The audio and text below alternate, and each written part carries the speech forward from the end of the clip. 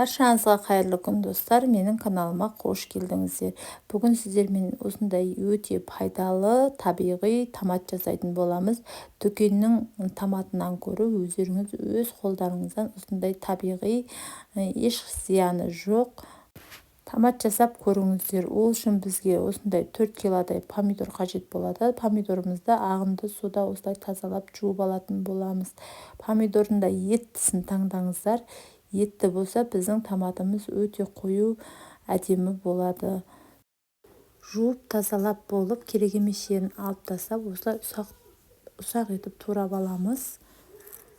Осылай турап болған помидорымызды осындай кеңдеу ыдысқа салып, өздеріңіз көріп тұрғандай астын жай отта осылай қозғап тұратын боламыз. Әр 5 минут сайын түбіне жабысып қатып қалмау үшін осылай қозғап тұруды ұмытпаңыздар.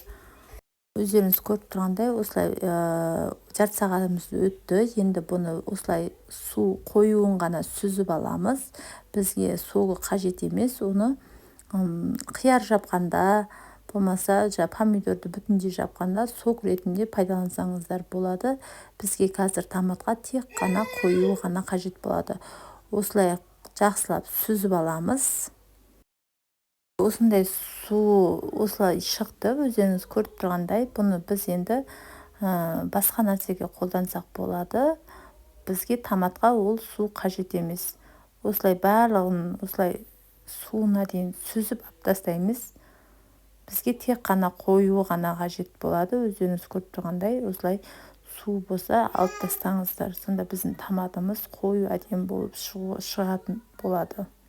Енді біз тек қана қоюын ғана пайдаланамыз. Енді осыны ет тартқыштан барлығын осылай өткізіп аламыз. Мен өткізіп алдым. Осындай керемет қою масса дайын болды.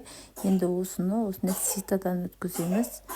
Өздеріңіз көріп тұрғандай, сита болмаса сіздерде марлымен өткізсеңіздер де болады. Міне өздеріңіз көріп тұрғандай қою менен суын осылай ажыратып алдым.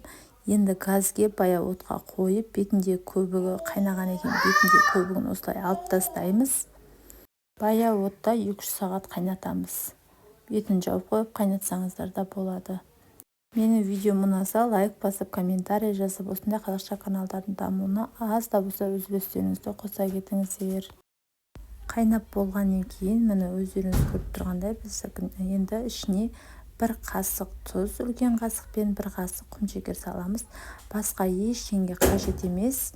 Осылай жақсылап араластырып, ыдыстарымызға ыстықтай ыдыстарымызды булап, осылай құйып қоямыз. Өте тамаша болып шықты.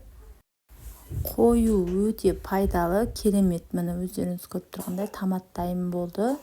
Бұны суыған сайын өзі қоюлана береді екен. Өздеріңіз көріп тұрғандай өте тамаша. Сіздер де жасап көріңіздер. Назарларыңызға көп рахмет.